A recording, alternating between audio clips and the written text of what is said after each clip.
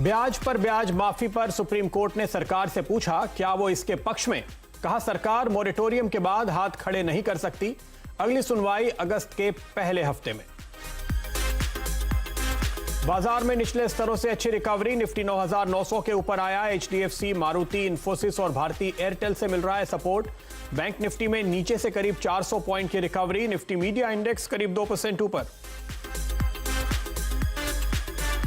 LAC पर चीन के साथ झड़प में भारत के 20 जवान शहीद। यूएस इंटेलिजेंस के मुताबिक चीन के 35 सैनिक मारे गए। अमेरिका ने की शांतिपूर्ण समाधान की अपील। मृतक जवानों को दी श्रद्धांजलि। डिफेंस शेयरों में जोरदार एक्शन। पंड्या का फंडा शेयर अपोलो माइक्रो सिस्टम्स 20% के सर्किट पर। बीईएल और वालचंद नगर में भी तगड़ी खरीदारी। नीरज के नए खिलाड़ी जेंसार टेक ने आज फिर लगाई 12% की छलांग। 2 दिनों में 35% भागा। एचओईसी, वॉकहार्ट और ग्लोबल स्पिरिट में 5 से 10% की तेजी। आज 2020 में हेमंत ने दी खरीदारी की सलाह। बीते कुछ हफ्तों के प्रयासों से हमारी अर्थव्यवस्था में ग्रीन शूट्स दिखने लगे। मुख्यमंत्रियों के साथ बैठक में पीएम मोदी ने कहा इकोनॉमी के पटरी पर लौटने के दिखने लगे हैं संकेत। प्रधानमंत्री ने इकोनॉमिक एक्टिविटी बढ़ाने के साथ कोरोना टेस्टिंग और ट्रेसिंग पर दिया जोर। आज 12 राज्यों के सीएम्स के साथ होगी बैठक।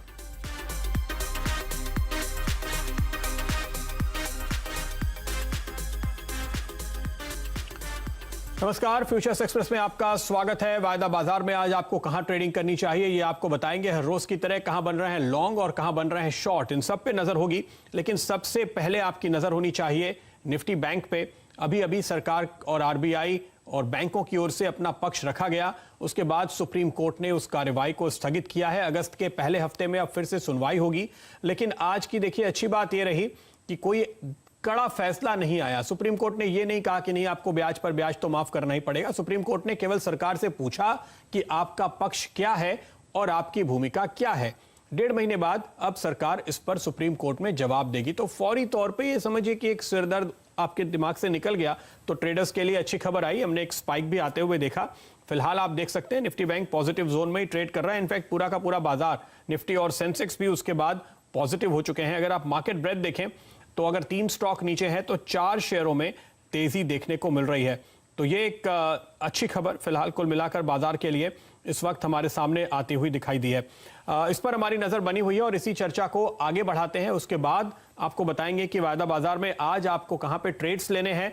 लेकिन वहां भी हमारा फोकस बैंकिंग शेयरों पे खास तौर पे बना रहेगा। सबसे पहले असीम के पास चलते हैं, हमारे सहयोगी जो मेरे साथ इस वक्त जुड़ रहे हैं इस पर पूरे अपडेट के साथ। दिल्ली में इस पूरी सुनवाई पर असीम नजर रखे हुए थे। बताइए क्या है आज की सुनवाई का अपडेट। देखिए, सुप्रीम कोर्ट ने पिछली सुनवाई के दौरान वित्त मंत्रालय और जो आरबीआई है उसका पक्ष जो मांगा था कि क्या ब्याज पर ब्याज जो है माफ किया जा सकता है। आज जो है वित्त मंत्रालय, आरबीआई और बैंकों ने अपना पक्ष जो है सुप्रीम कोर्ट के सामने रखा। सबने एक ही सुर में कहा कि ब्याज पर ब्याज जो है माफ नहीं किया जा सकता। इससे बैंकों की वित्तीय सेहत के ऊपर जो है असर पड़ेगा। डिपॉजिटर्स के ऊपर भी असर जो है पड़ सकता है, क्योंकि जो बैंक्स हैं उनको डिपॉजिटर्स को ब्याज जो है देना पड़ता है। तो ऐसे में उनको ब्याज देना जो है वो संभव नहीं हो पाएगा। तो इसीलिए जो इंटरेस्ट है जो उसको डेफर जो है वो नहीं किया जा सकता।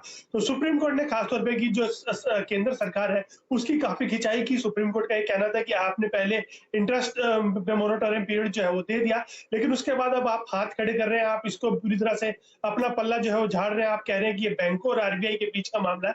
आपने घोषणा की है तो आपको इसके अंदर कोई ना कोई स्टैंड जो है वो लेना पड़ेगा। हम आपको कह रहे हैं कि आप, क्योंकि ये काफी निर्णायक वक्त है और पैंडेमिक का वक्त है, तो आपको इसके ऊपर फैसला जो है वो लेना चाहिए। आपको इंटरेस्ट जो है वो माफ करना चाहिए। तो जो बैंकों की दलील थी कि बैंकों का कहना था कि हम इसको माफ जो है वो नहीं कर सकते क्योंकि अभी सिचुएशन काफी इवॉल्विंग है।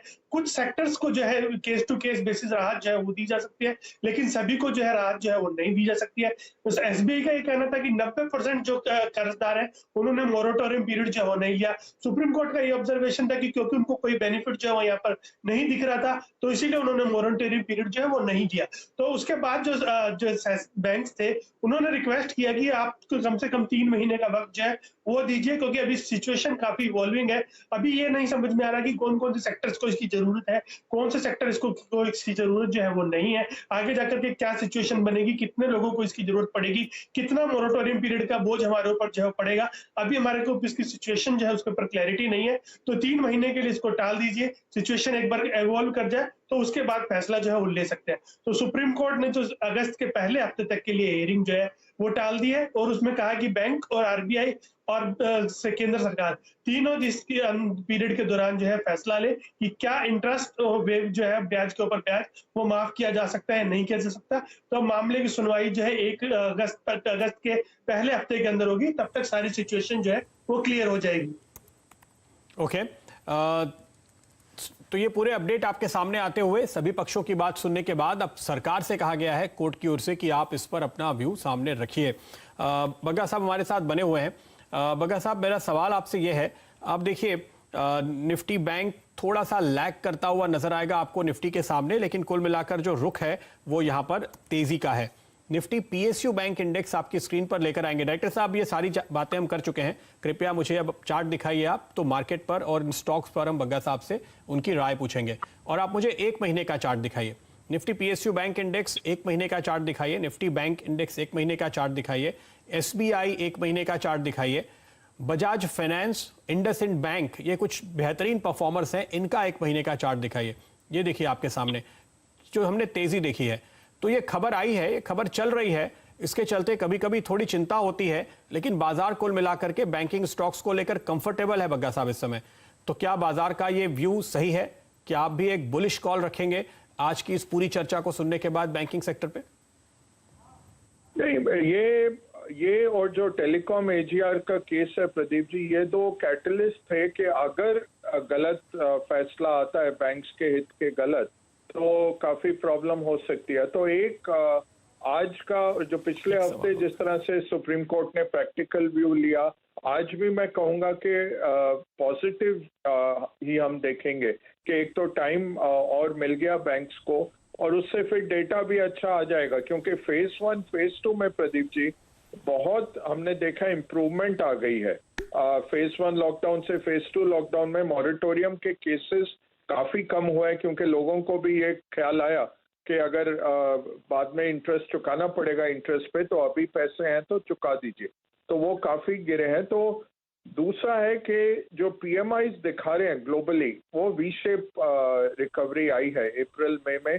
स्पेशली लीडिंग इंडिकेटर्स जो दिखा रहे हैं कि काफी तेजी से रिकवरी हो रही है। नॉर्मलाइज होने में 1-2 साल लगेंगे, ऐसा नहीं है कि हम लौट आएंगे पिछले दिनों में बहुत जल्दी, बट जो गिरावट है वो बदल रही है और लीडिंग इंडिकेटर्स अच्छा रुझान दिखा रहे हैं।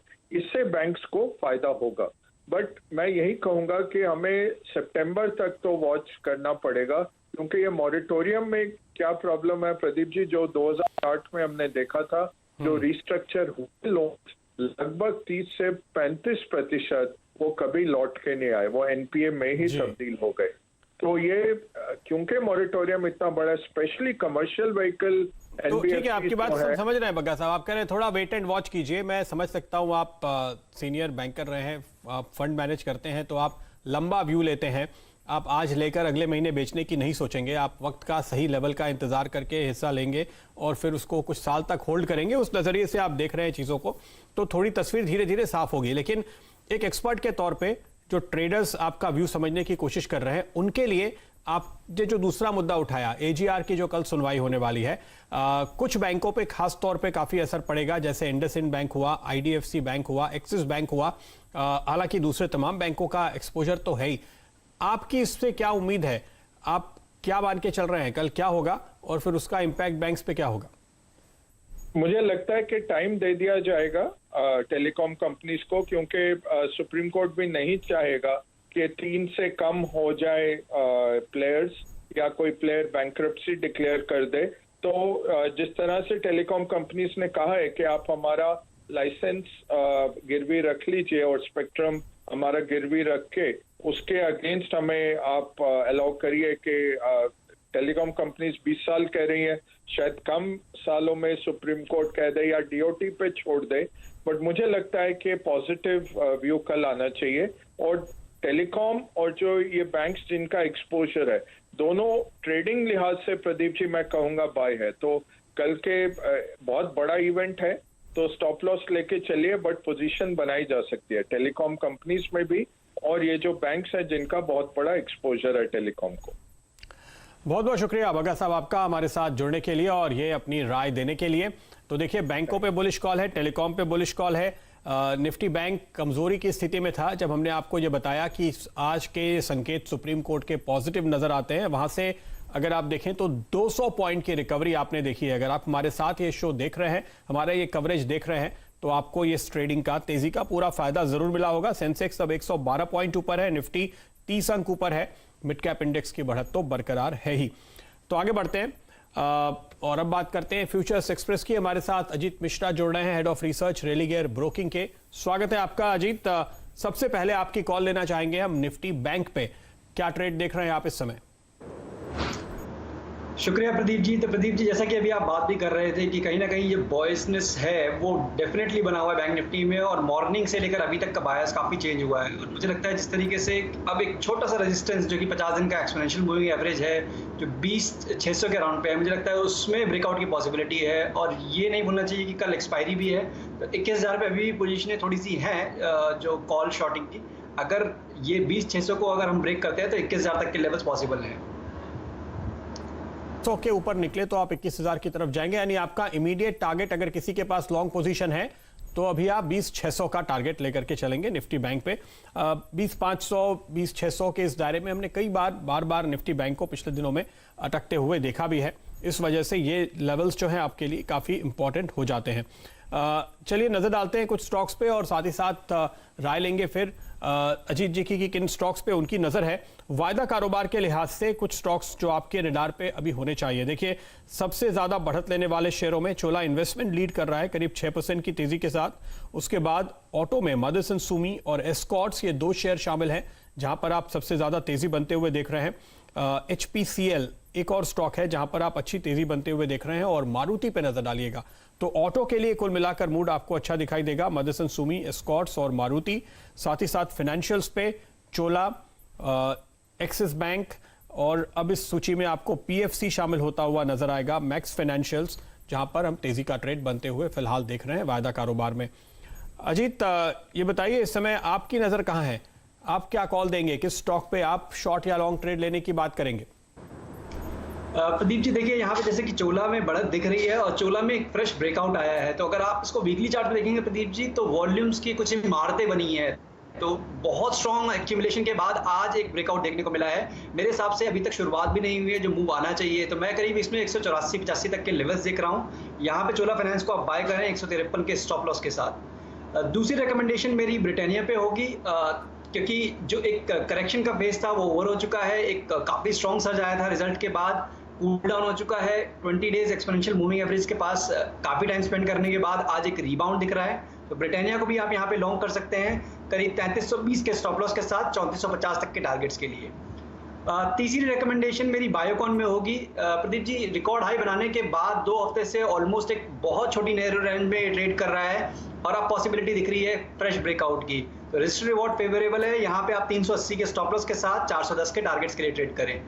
और वहीं पे मुझे लगता है कहीं ना कहीं, क्योंकि बायस पॉजिटिव साइड पे जरूर है, बट क्योंकि मार्केट में वॉलिटिलिटी काफी ज्यादा है, तो एक शॉर्ट पोजीशन हमने रिकमेंड की है ACC पर, जहां पे कि ज्यादा बड़े स्टॉप लॉस के साथ ट्रेड ना करें। करीब 1265 के स्टॉप लॉस के साथ करीब 1190 तक के टारगेट्स के लिए ACC को आप शॉर्ट कर सकते हैं। ओके, तो ACC पर आपके लिए मंदी का ट्रेड फिलहाल उभर कर आ रहा है। यहां पर एक शॉर्ट ट्रेड लीजिए, टारगेट 1190 के, स्टॉप लगाइए 1265 पे।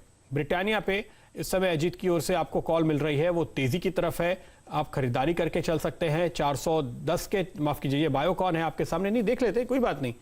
चलिए ब्रिटानिया है, ब्रिटानिया देखते हैं पहले। 3450 के टारगेट, 3320 का स्टॉप आप लगाएंगे।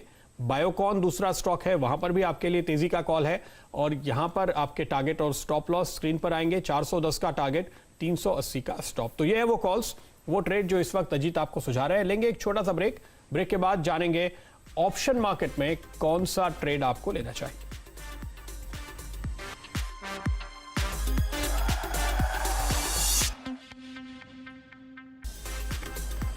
स्वागत है आपका एक बार फिर फ्यूचर्स एक्सप्रेस में। बाजार पे नजर डालिए, निचले स्तरों से अच्छी तेजी, सुप्रीम कोर्ट के फैसले की घड़ी का तो अभी इंतजार है, लेकिन आज जिस तरह से सुप्रीम कोर्ट ने रुख थोड़ा सा नरम रखा है, थोड़ा वक्त दिया है, उसका इंपैक्ट आप साफ तौर पे आते हुए देख रहे हैं। कुछ स्टॉक्स आपकी स्क्रीन पर लेकर आते हैं जहां पे बहुत ही अच्छी तेजी पिछले कुछ मिनटों के दौरान और बेहतर होती हुई आपको दिखाई दे रही है। नजर डालिएगा आप गुजरात सिटी सीमेंट पे, इसने तेजी से रफ्तार पकड़ी और अब तो ये इनफैक्ट अपने 20% के सर्किट पे लग चुका है। नजर डालिएगा आप श्री दिग्विजय सीमेंट पे, 10 बजे इसकी चर्चा हो रही थी इंडिया सीमेंट के साथ साथ, और ये स्टॉक अब आपको करीब 11-12% ऊपर ट्रेड करता हुआ दिखाई देगा। डायरेक्टर साहब ये स्टॉक कृपया स्क्रीन पे दिखाइए। मैं बात कर रहा हूं Gujarat city cement, Shri Digvijay cement, और इसके बाद लेकर आएगा प्रिज्म जॉनसन। ये भी आपको दिन के हाईस पर ट्रेड करता हुआ नजर आएगा। सीमेंट शेयरों में बहुत ही तगड़ी खरीदारी आप इस समय आते हुए देख रहे हैं। एनसीएल इंडस्ट्रीज एक और छोटा स्टॉक है इसी सेगमेंट का, और यहां पर इनफैक्ट ये मेरा फंडा स्टॉक था पिछले हफ्ते ही।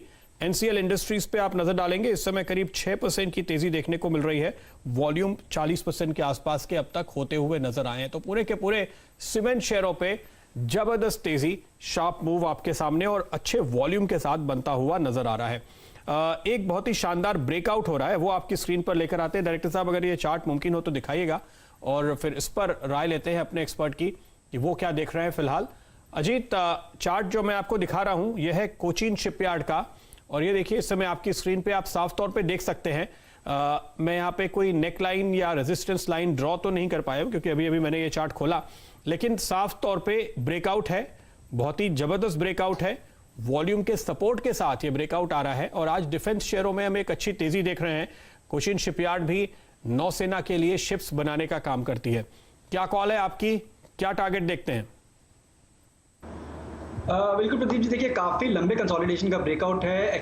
जो 100 दिन का एक्सपोनेंशियल मूविंग एवरेज है उसका भी ब्रेक किया है, और जिस तरीके से वॉल्यूम्स बढ़ रहे हैं मुझे लगता है कि जो वॉल्यूम का क्राइटेरिया है वो भी मीट कर जाएगा कि ये एवरेज वॉल्यूम्स के आज ज्यादा वॉल्यूम हम देखेंगे। तो हर क्राइटेरिया पे मेरे हिसाब से पॉजिटिव ही दिख रहा है, और करीब 310-311 ये पहला रेजिस्टेंस जोन है। तो मेरे हिसाब से यहाँ पे डेफिनेटली आपको लॉन्ग पोजीशंस क्रिएट करनी चाहिए। स्टॉप लॉस भी काफी छोटा है मेरे हिसाब से, 278 के क्लोजिंग स्टॉप लॉस के साथ यहाँ पे आप 310-312 तक के टारगेट्स के लिए वेट करें। 310-312 ये लेवल आप ध्यान में रख करके चल सकते हैं फिलहाल। ये सलाह आपके लिए बनती हुई कोचीन शिपयार्ड पे। और आप देखिए स्टॉक ने बहुत ही जबरदस्त परफॉर्मेंस दिखाया। डायरेक्टर साहब एक बार पिछले एक हफ्ते का मूव जरा स्क्रीन पर लेकर आइए, या पिछले एक महीने का चार्ट भी स्क्रीन पर लेकर आइए, तो आप देखेंगे कि निचले स्तरों से स्टॉक ने एक अच्छी तेजी पकड़ी है। और आज तो साफ तौर पे आप ये जो ब्रेकआउट होते हुए देख ही रहे हैं। इस समय जो लेवल्स आपके सामने स्क्रीन पर आ रहे हैं, अगर आप देखें तो ये 11 मार्च के बाद के आपको हाईएस्ट लेवल दिखाई देंगे, यानी 3 महीने के हाई पर ये स्टॉक इस समय आपको ट्रेड करता हुआ दिखाई दे रहा है। तो बहुत ही शानदार मूव स्टॉक ने आज बनाया है, और यहां पर आपके लिए अब टारगेट बन रहे हैं 310-312 की रेंज में। तो ये कॉल हमारे सामने आती हुई। एनसीएल इंडस्ट्रीज की अभी अभी मैंने जिक्र किया था, जरा वो स्टॉक स्क्रीन पर लेकर आएगा डायरेक्टर साहब, क्योंकि देखिए हमारे बात करते करते ये 8.5% तक का मूव बन गया और बहुत अच्छे वॉल्यूम यहां पर आते हुए दिखाई दे रहे हैं। अजीत, एनसीएल इंडस्ट्रीज ये चार्ट जरा आप देखिए, इस स्टॉक में अभी अभी हमारे देखते देखते एक शार्प मूव आया है। सीमेंट कंपनियों में आप तेजी देख रहे हैं, ये भी सीमेंट और सीमेंट बोर्ड के कारोबार में है। इस स्टॉक को मैंने आई थिंक पिछले गुरुवार को पंड्या का फंडा में रिकमेंड किया था। अगर आप वहां से देखें तो करीब 65 के लेवल थे, आज आप 75 पे आ गए हैं 4 दिन के ट्रेड में। क्या टारगेट देते हैं इस पे आप, अब कैसे ट्रेल करेंगे इस पोजीशन को अगर पहले से बनी हो? बिल्कुल प्रदीप जी, देखिए यहाँ पे काफी लंबे कंसोलिडेशन के ब्रेकआउट को आपने रेकमेंड किया था, और वो काफी लोअर लेवल्स पे आपने रेकमेंड किया था। एक्चुअल में ब्रेकआउट अब आया है, तो मेरे हिसाब से मोमेंटम अभी फ्रेश गेन करेगा।